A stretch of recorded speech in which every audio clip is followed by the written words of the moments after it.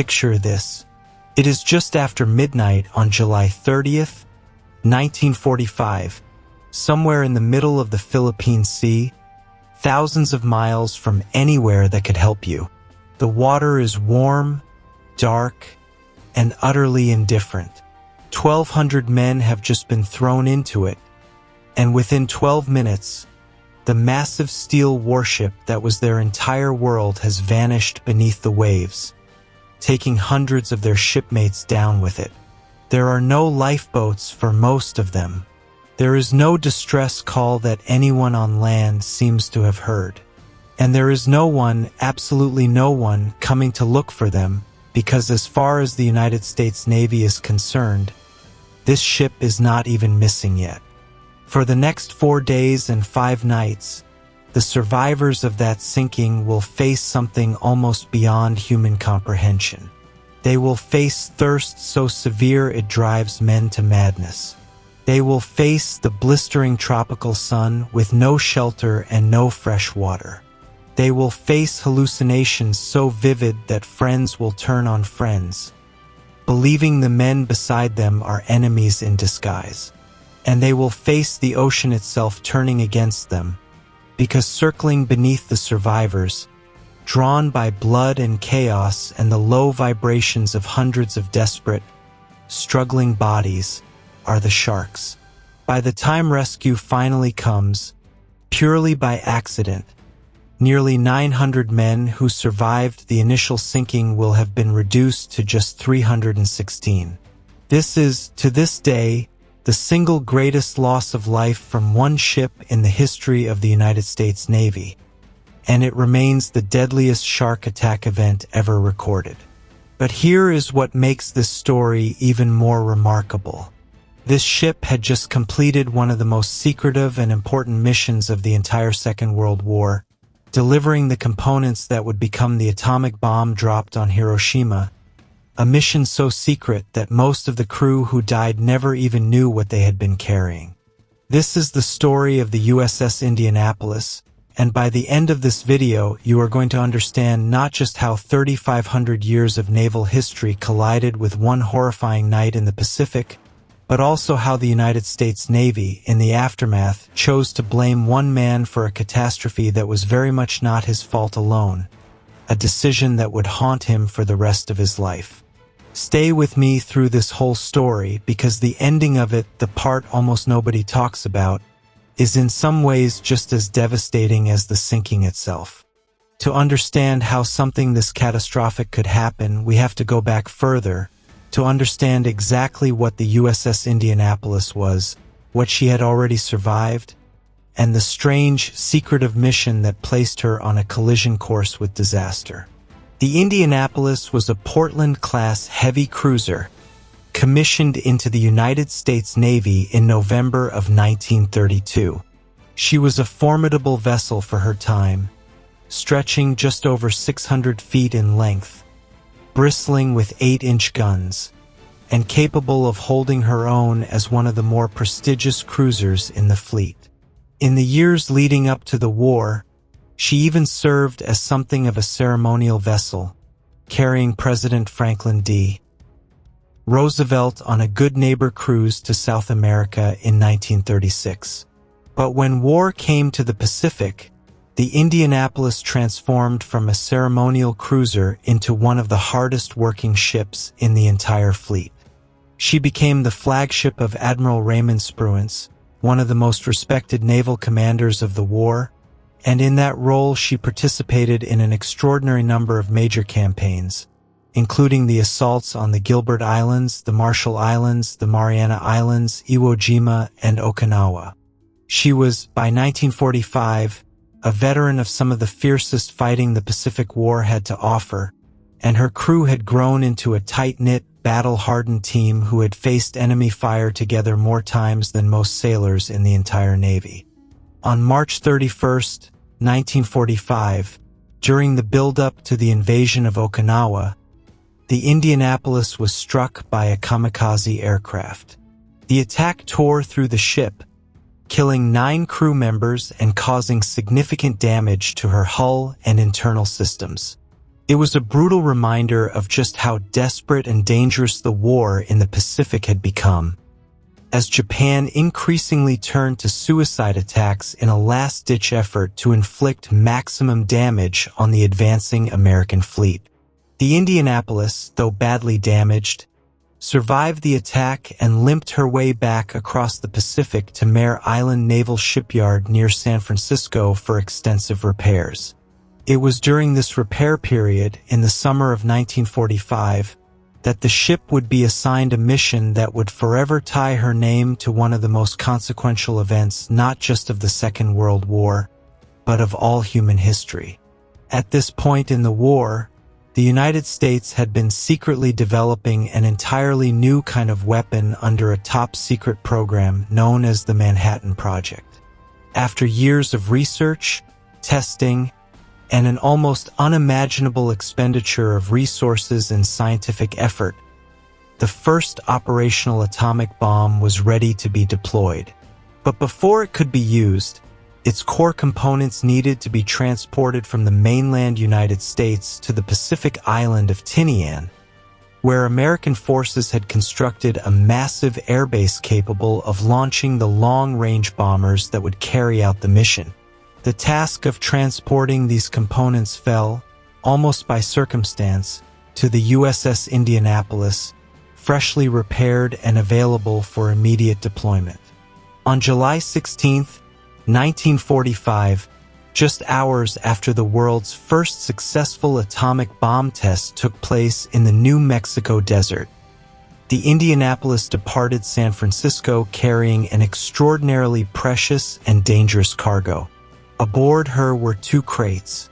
One contained a cylindrical canister holding enriched uranium, the fissile material at the very heart of the weapon. The other contained detonator components essential to triggering the device. This cargo was so secret, so highly classified, that only a small handful of officers aboard the ship had any real understanding of what it was. Most of the crew had no idea whatsoever. Rumors, of course, spread quickly among sailors starved for information. Some speculated they were carrying a new kind of poison gas. Others joked, half seriously, that whatever was inside those crates must be worth more than the ship itself, given the level of secrecy and the armed Marine guards posted around them at all times. None of them could have possibly imagined that they were carrying the components of a weapon that would,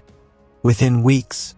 force the surrender of the Japanese Empire and bring the deadliest conflict in human history to an end. The voyage to Tinian was carried out at extraordinary speed.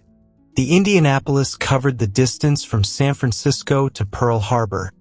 and then on to Tinian, in a time that set a new speed record for a vessel of her class, arriving on July 26, 1945. The cargo was unloaded, and within days, the components the Indianapolis had carried across thousands of miles of open ocean would be assembled into the weapon known as Little Boy, which was loaded onto the bomber Enola Gay and dropped on the city of Hiroshima on August 6, 1945. The Indianapolis had, without most of her crew ever knowing it, played a direct and irreplaceable role in ending the Second World War. But for the ship and her crew, the mission was already considered complete and largely forgotten by the time that bomb fell, because by then, the Indianapolis herself was already resting at the bottom of the Pacific Ocean, and hundreds of the men who had carried that fateful cargo were already dead. After delivering her cargo at Tinian, the Indianapolis was given new orders. She was to proceed to Guam and from there, continue on to Leyte in the Philippines, where she would join the battleship USS Idaho and undergo further training in preparation for the planned invasion of the Japanese home islands. An operation that, at the time, everyone assumed would still be necessary despite the new weapon that had just been delivered. This is where the story takes its first truly tragic turn, a turn rooted not in enemy action, but in a chain of administrative and command failures within the United States Navy itself. Naval intelligence at the time had intercepted signals suggesting that a Japanese submarine, later identified as the I-58, was operating in the exact waters the Indianapolis was scheduled to cross on her route from Guam to Leyte. This intelligence, for reasons that remain a subject of historical scrutiny and criticism to this day, was never passed along to Captain Charles Butler McVeigh III, the commanding officer of the Indianapolis. He was never warned. He was never ordered to employ a zigzagging pattern, a defensive maneuver ships used specifically to make themselves harder targets for submarine attack, something that was standard procedure in dangerous waters but was left to the discretion of the commanding officer under the specific orders he had been given. And perhaps most critically of all, he was never provided with any kind of destroyer escort, despite the fact that this route was known within Navy intelligence circles to be dangerous.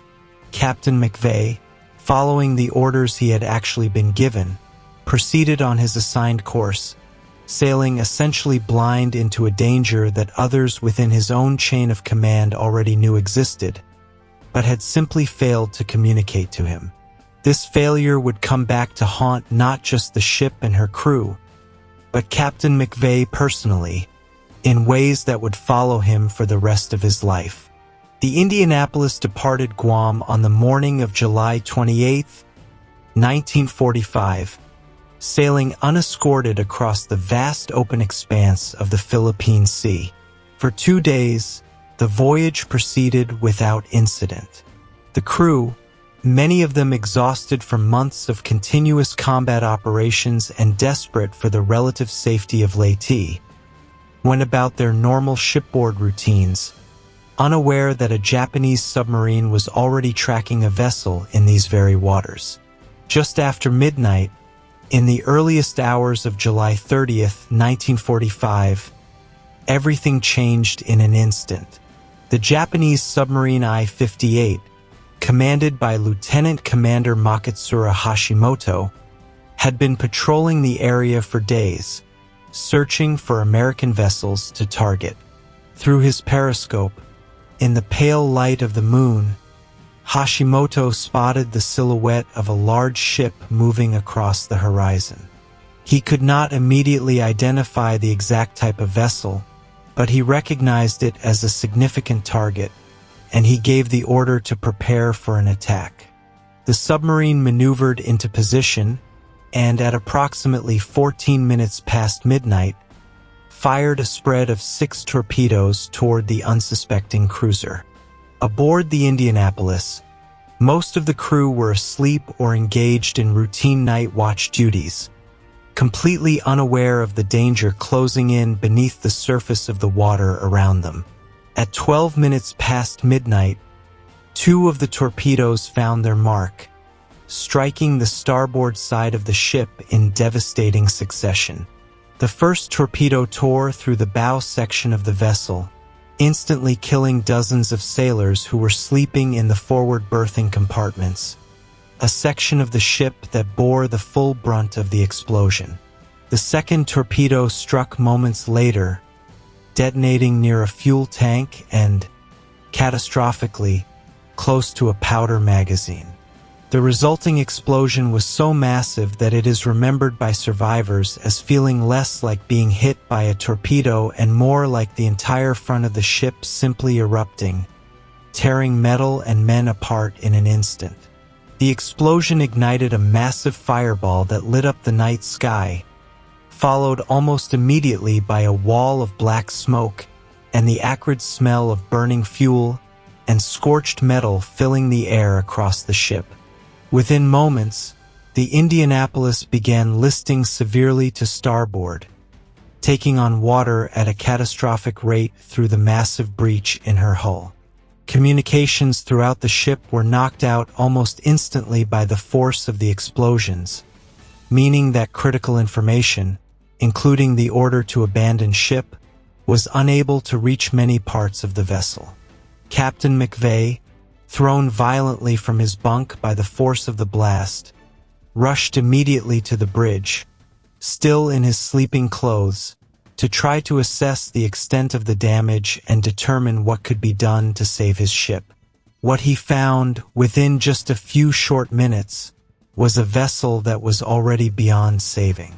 The forward section of the ship was engulfed in flames. The list to starboard was worsening by the second,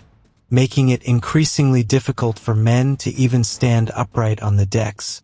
let alone carry out organized damage control procedures. Deep within the ship, in compartments below the waterline, sailors who had been sleeping were now waking to find water rushing in around them in the pitch darkness, many of them trapped behind watertight doors that had been sealed as standard nighttime procedure, doors that were now, tragically, sealing their fate rather than saving the ship. Captain McVeigh gave the order to abandon ship, but because so much of the internal communication system had already been destroyed, that order simply never reached large portions of the crew. Some sailors, deep in the bowels of the ship, never heard any command at all, and continued desperately trying to perform their duties, unaware that the ship they were fighting to save was already doomed and that their own shipmates were already leaping into the ocean above them. Topside, chaos reigned. Sailors scrambled across a deck that was tilting more and more with each passing second, some slipping and falling into the churning, oil-slicked water below, others attempting to launch life rafts that had become tangled or damaged in the explosion, and still others simply making the desperate decision to jump into the dark ocean rather than risk being pulled down with the ship. Many of the men entering the water in these first critical minutes had no time to locate a life jacket. Others were horrifically burned from the initial explosions, their skin blistered and raw even before they hit the water, a detail that would prove tragically significant in the hours and days to come. From the moment the first torpedo struck to the moment the USS Indianapolis finally slipped beneath the surface of the Pacific Ocean, only 12 minutes passed. 12 minutes. A ship that had survived kamikaze attacks, that had fought through some of the most brutal naval campaigns of the entire war, that had just completed one of the most important secret missions in military history, was gone in less time than it takes to walk to a corner store and back. As she went down, the Indianapolis rolled onto her side, her massive propellers still spinning uselessly in the night air, before her bow finally slipped beneath the waves entirely, taking with her an unknown but significant number of men who had been trapped below decks or who had simply run out of time to escape. Survivors who witnessed the final moments of the sinking describe an eerie and horrifying silence that fell over the water immediately afterward, broken only by the sounds of men crying out for help, calling out names of friends and shipmates, and the ominous creaking and groaning of a great ship being consumed entirely by the sea. In the water, the scene that emerged in the darkness was one of almost total chaos. Roughly 900 men had survived the initial sinking and now found themselves scattered across a wide expanse of dark, oil-covered ocean, many of them injured, burned, or in a state of severe shock. Some were fortunate enough to have found their way into one of the small number of life rafts that had been successfully launched before the ship went down. Others clung to floating debris, wooden planks, cargo netting, or anything else buoyant enough to keep their heads above the surface of the water. And a significant number had nothing at all, relying entirely on their life jackets, if they had managed to grab one, or simply on their own strength to tread water in the darkness, surrounded by the wreckage and the fuel-slicked sea, with absolutely no idea how far they were from land, how many of their shipmates had survived, or whether anyone in the entire United States Navy even knew what had just happened to them. As dawn broke on the morning of July 30th, the survivors began to take stock of their situation, and it quickly became clear just how dire it truly was. Groups of men instinctively began finding one another in the water, forming clusters for safety and companionship, some numbering just a handful of sailors, others numbering into the dozens. The senior officers among the survivors, including the ship's medical officer, Dr. Lewis Haynes, began doing what they could to organize the men, tending to the wounded as best they could with no medical supplies, no fresh water, and no shelter from the sun that was already beginning to climb into the sky above them. Many of the men had suffered severe burns during the explosions and were in agonizing pain, their skin now further irritated by constant exposure to salt water. Others had sustained injuries from the blast itself, shrapnel wounds, broken bones, and internal injuries that, in a hospital, might have been treatable, but out here, in the middle of the open ocean, amounted to a slow and painful death sentence. And it was in these early hours of the first morning that the survivors began to notice something else in the water with them,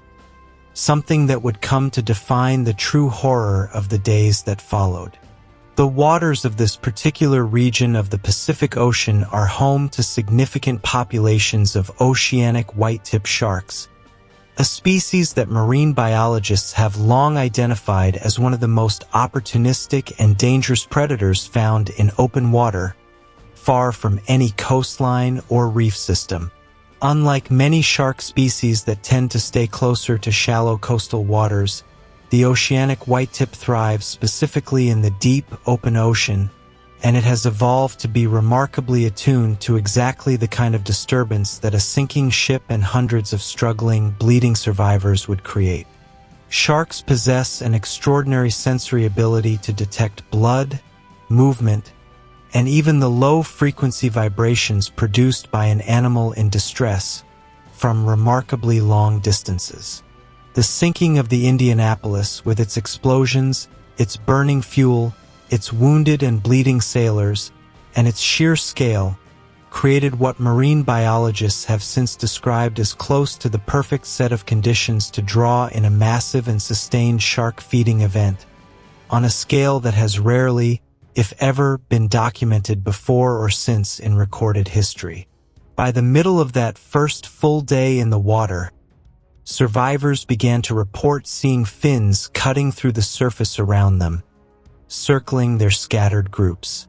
At first, in those early hours, the sharks seemed to focus primarily on the bodies of men who had already died overnight from their wounds or from simply succumbing to exhaustion and slipping beneath the surface.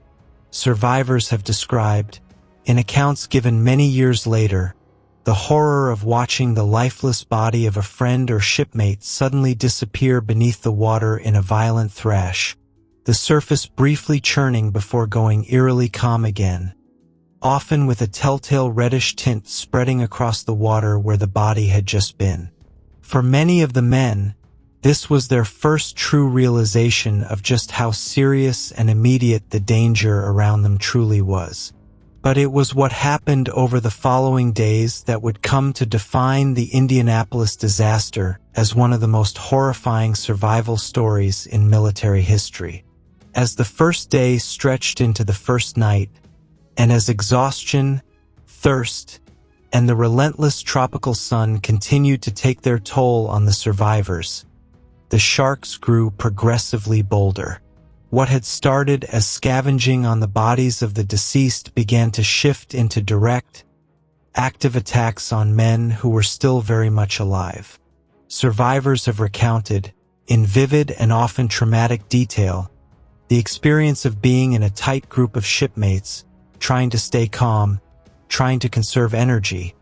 when suddenly a man near the edge of the group would let out a scream and disappear beneath the surface in an instant, pulled under with such violent force that there was often no chance whatsoever to help him. Moments later, the water would go still again, sometimes with nothing left behind at all, other times with only fragments remaining as grim evidence of what had just happened. The attacks seemed to intensify most severely during the early morning and late evening hours, aligning with the natural feeding patterns of oceanic white-tip sharks, though throughout the following days, no time was ever truly considered safe. Groups of survivors quickly developed rudimentary defensive strategies in a desperate attempt to protect themselves. Men learned to stay tightly clustered together, forming circles with the most severely wounded placed toward the center, away from the edges where sharks seemed most likely to strike. Some survivors described kicking and splashing violently at the water whenever a fin was spotted nearby, in the hope that the noise and movement might deter an approaching shark, and in some documented cases, this appears to have worked, at least temporarily. But with survivors scattered across many miles of open ocean, in groups ranging from just a few men to several dozen, there was simply no way to protect everyone. Some smaller, isolated groups were particularly vulnerable, with survivors' accounts describing entire clusters of men being steadily picked off, one by one, over the course of the following days until only a handful, or in some tragic cases none at all, remained by the time rescue eventually arrived. The psychological toll of this constant, ever-present threat cannot be overstated. Survivors have spoken about how the sound of another man's scream, the sight of a fin breaking the surface, or even simply the anticipation of an attack that might come at any moment, from any direction, at any time of day or night, created a state of prolonged, unrelenting terror that many of them carried with them for the rest of their lives, long after the physical wounds of those days had healed. But as horrifying as the shark attacks were, they were far from the only threat the survivors faced during those 4 days and 5 nights adrift in the open ocean. Dehydration set in with brutal speed, made significantly worse by the relentless tropical sun beating down on the men throughout each day, with no shade, no shelter, and no protection whatsoever from its intensity. Many of the survivors, driven to near madness by an overwhelming and unbearable thirst, made the fateful decision to drink seawater, despite most of them knowing, at least on some level, that doing so would only make their conditions significantly worse. Seawater, with its extremely high salt content, accelerates dehydration rather than relieving it, and rapidly leads to a dangerous physiological condition that causes organ damage, severe cramping, and profound mental confusion. Survivors who succumbed to drinking seawater often began experiencing intense hallucinations within hours, a symptom that, combined with the psychological trauma of the sinking itself, the relentless sun exposure, and the constant threat of shark attacks, created conditions for a kind of collective delirium that swept through many of the survivor groups over the following days. Some of the accounts of this delirium that have been documented by historians and survivors alike are almost impossible to comprehend. Men, driven half-mad by thirst, exhaustion, and terror, began to experience and believe things that simply were not real. Some became convinced that the Indianapolis had not actually sunk at all, and that she was still floating somewhere just beneath the surface, insisting to their shipmates that they could dive down and find the ship, along with fresh water and food, if only they tried hard enough. Some survivors who acted on these hallucinations dove beneath the surface and never resurfaced, either drowning outright or falling victim to the sharks that continued to patrol beneath the survivors throughout the ordeal. Other survivors, in their delirium, became paranoid and violent, convinced that the men floating beside them, sometimes their own close friends and shipmates, were actually enemy Japanese soldiers who had infiltrated their group in disguise,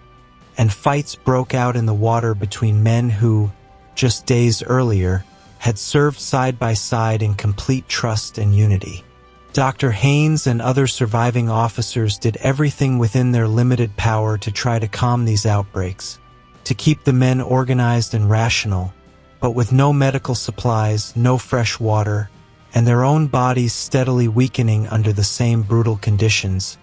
there was only so much they could do. Day by day, hour by hour, the number of survivors continued to shrink, not just from shark attacks, but from exhaustion, from drowning, from the physiological effects of saltwater poisoning, and from the sheer, crushing weight of psychological despair that comes from believing, with each passing hour, that help may simply never arrive at all. And this is perhaps the most infuriating and heartbreaking element of the entire Indianapolis story, because for the first 3 days that these men were fighting for their lives in the open ocean, absolutely no one within the United States Navy even realized that the ship was missing. The Indianapolis had, in fact, transmitted a distress signal in the final chaotic moments before she sank, and there remains significant historical debate to this day over exactly how many naval stations may have actually received that signal. Some historical research suggests that as many as 3 separate radio stations picked up some version of the distress call. However, due to a devastating combination of bureaucratic failure, poor communication protocols, and, according to some historical accounts, a commanding officer at one station who was reportedly intoxicated at the time and dismissed the message as either a mistake or an enemy deception, no rescue operation was ever initiated in response to that signal. Making this catastrophic failure even worse, the Navy's own tracking and reporting systems, which were supposed to flag any vessel that failed to arrive at its designated destination on schedule, simply failed to do so in the case of the Indianapolis. When she did not arrive at Leyte on July 31st as expected, no alarm was raised. No search was launched. As far as official Navy records were concerned, the Indianapolis was simply proceeding on her expected course, entirely unaware that she had already been resting at the bottom of the Pacific Ocean for well over 24 hours, and that hundreds of her crew were, at that very moment, fighting for their lives against sharks, thirst, and madness in the open water above her wreck. It was not any coordinated search effort, not any naval procedure working as intended, that finally led to the discovery of the survivors. It was remarkably pure chance. On the morning of August 2nd, 1945, more than 3.5 days after the sinking, a Navy PV-1 Ventura patrol bomber, piloted by Lieutenant Wilbur Gwynn, was flying a routine anti-submarine patrol over the area. Gwynn noticed a long, distinctive oil slick trailing across the surface of the ocean below him, and, believing it might indicate the presence of an enemy submarine attempting to hide beneath the surface, he descended to get a closer look. What he found instead, as he brought his aircraft down for a better view, was an almost unimaginable sight: dozens. And then as he continued to observe, clearly hundreds of men scattered across the open water below him, clinging to whatever wreckage and debris they could find, waving desperately at his aircraft in the hope that they had finally, after nearly 4 days, been spotted. Gwynn immediately radioed back to base, reporting what he was seeing, and within a matter of hours, additional aircraft were scrambled and dispatched to the location, dropping life rafts, emergency supplies, and rescue equipment to the survivors below, who by this point had endured almost 4 full days without fresh water, food, or any real protection from the elements or the sharks that continued to circle among them. Among the pilots who responded to the emergency call that day was Lieutenant Adrian Marks, flying a PBY Catalina seaplane. Upon arriving at the scene and seeing the sheer scale of the disaster below him, hundreds of men, many of them severely injured, sunburned, and clearly in the final stages of physical endurance, with sharks visibly still circling among them, Marks made an extraordinary and highly unconventional decision. Landing a seaplane directly on open, choppy ocean water was considered exceptionally dangerous and was generally prohibited under standard procedure, given the significant risk of the aircraft breaking apart upon impact with the waves. But Marks determined that the situation on the water below him was dire enough to warrant the risk, and he brought his aircraft down onto the open sea, immediately beginning the process of pulling exhausted, injured survivors from the water and bringing them aboard. As his aircraft filled well beyond its intended capacity, Marks and his crew made the remarkable decision to begin tying additional survivors directly onto the wings of the seaplane, securing them in place as best they could, refusing to leave a single man behind that they were physically able to reach. His actions that day, undertaken with no guarantee of his own aircraft's safety, are still remembered and honored today as one of the truly great acts of heroism to emerge from the entire Second World War. Throughout that day and into the following night, additional naval vessels were diverted at maximum speed toward the location, including the destroyer escort USS Cecil Doyle, which arrived on the scene and made the decision to shine her searchlight directly upward into the night sky, serving as a visible beacon to help guide survivors and rescue craft toward her position throughout the darkness. Over the course of the following hours and into the next day, survivors were painstakingly pulled from the water by a growing number of rescue ships, men who were, by this point, severely dehydrated, sunburned to the point of serious injury, psychologically traumatized beyond anything most human beings will ever experience, and in many cases barely clinging to consciousness. The rescue operation continued for hours, as crews carefully searched the surrounding waters for any remaining survivors among the debris and wreckage, knowing that every additional hour that passed meant fewer men would still be alive to be found. When the rescue operation was finally completed, the full scale of the tragedy became devastatingly clear. Of the nearly 1,200 men who had been aboard the USS Indianapolis at the moment the torpedo struck, only 316 survived to be rescued from the water. Approximately 300 men are believed to have died in the initial sinking itself, killed instantly by the explosions or trapped below decks as the ship went down. That means the overwhelming majority of the fatalities, several hundred men, died not in the sinking itself, but during those 4 agonizing days and 5 nights adrift in the open ocean, claimed by sharks, by dehydration, by exhaustion, and by the sheer, crushing despair of believing that no one was coming for them. It remains, to this day, the single greatest loss of life from one vessel in the entire history of the United States Navy, and it stands as the deadliest single shark attack event ever documented in recorded human history. For the men who did survive, the physical wounds of those 4 days would heal over time, but the psychological scars would remain with many of them for the rest of their lives. Survivors have spoken, in the decades since, about recurring nightmares, about an inability to be near open water without experiencing intense anxiety, and about carrying, every single day, the memory of watching friends and shipmates disappear beneath the surface of the water, taken by sharks just feet away from them, with absolutely nothing they could do to help. But the tragedy of the USS Indianapolis, as horrific as it already was, did not end when the last survivor was pulled from the water. In many ways, the story was only about to enter its next, deeply controversial chapter. In the aftermath of the disaster, the United States Navy found itself facing intense public scrutiny and considerable institutional embarrassment over exactly how a catastrophe of this scale had been allowed to happen. Questions were being asked, both within the Navy and increasingly by the American public, about how a warship could be sunk, with the loss of so many lives, and yet remain completely unnoticed as missing for several full days.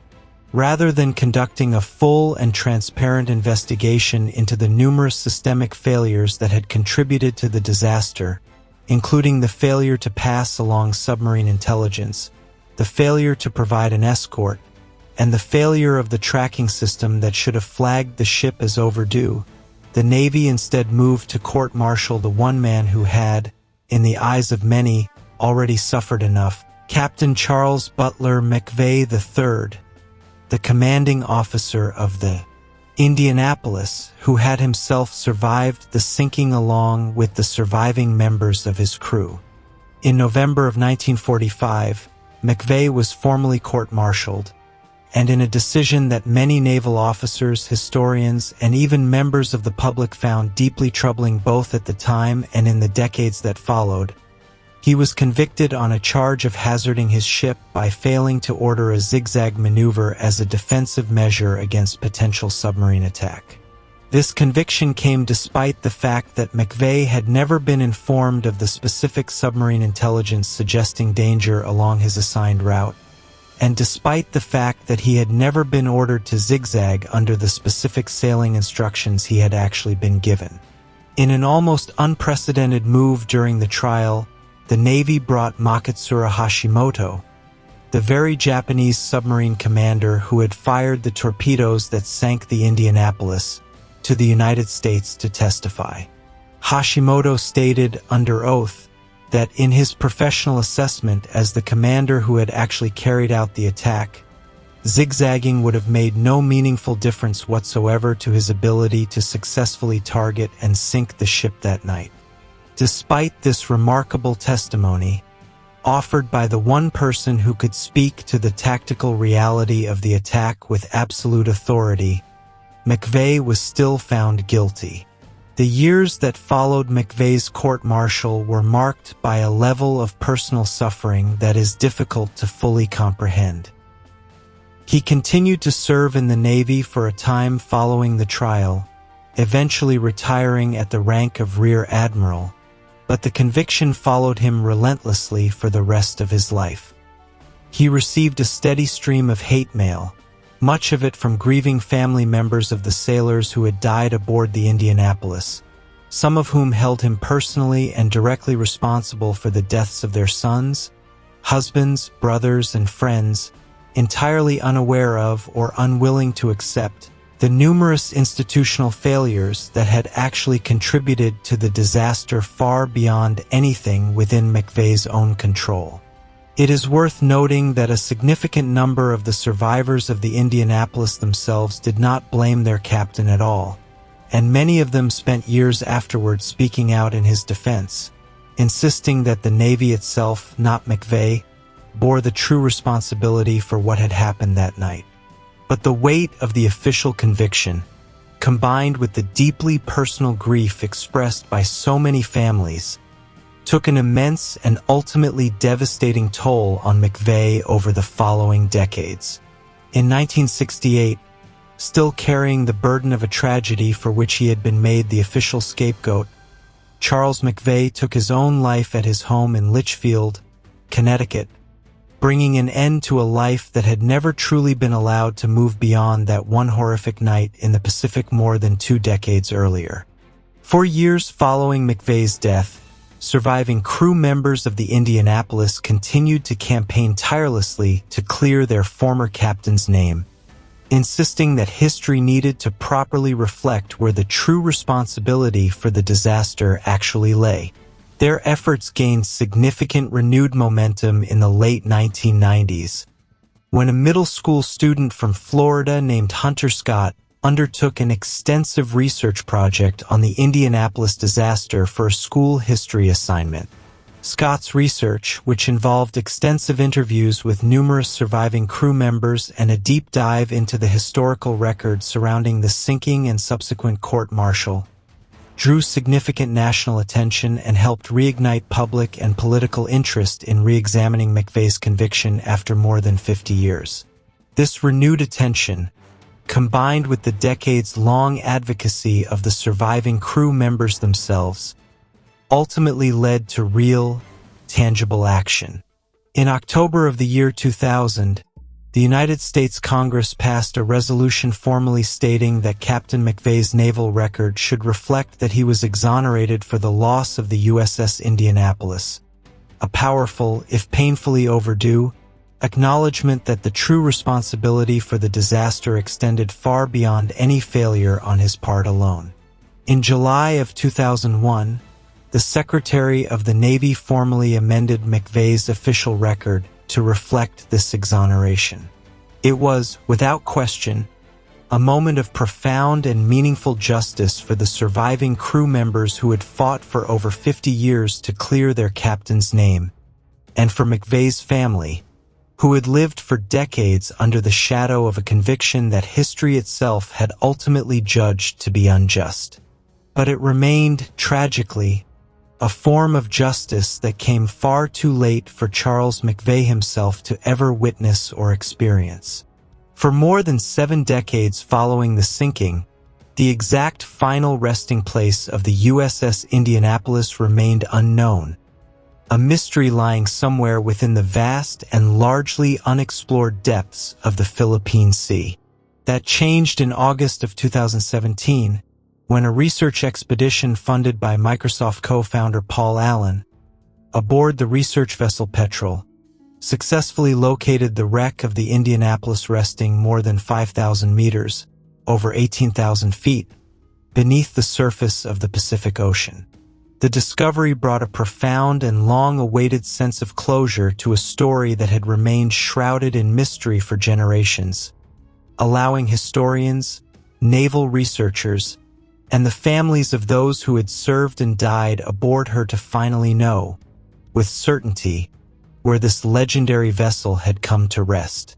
Today, the story of the USS Indianapolis stands as one of the most extraordinary and harrowing chapters in the entire history of American naval warfare,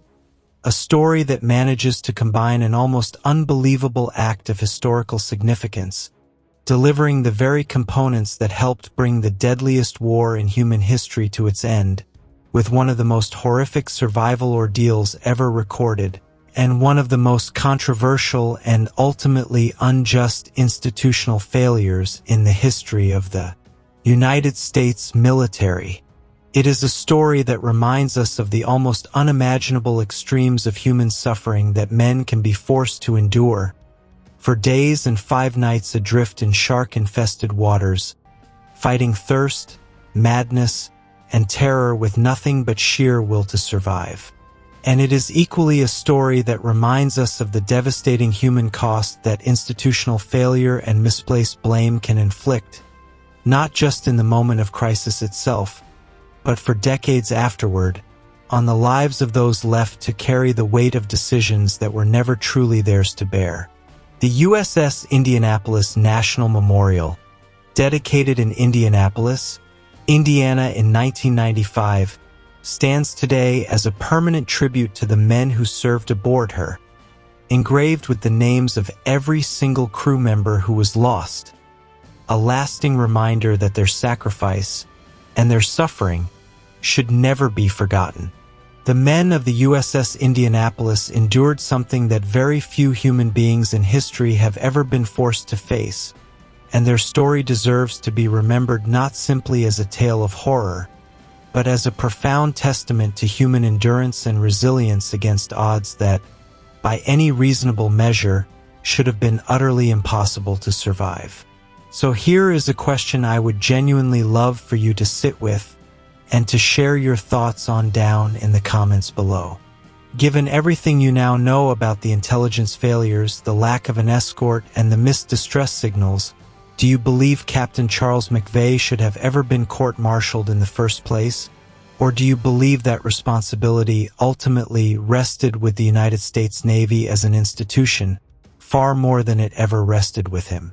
I would truly love to read what you think about this piece of history in the comments. If you found this story as gripping, as haunting, and as important as I did while putting this video together, please take just a moment to like this video, subscribe to the channel for many more deep dives into naval history, Air Force history, and military history from throughout the ages, and turn on notifications so that you never miss the next story we bring to you. Thank you so very much for watching all the way through, and I will see you in the next one.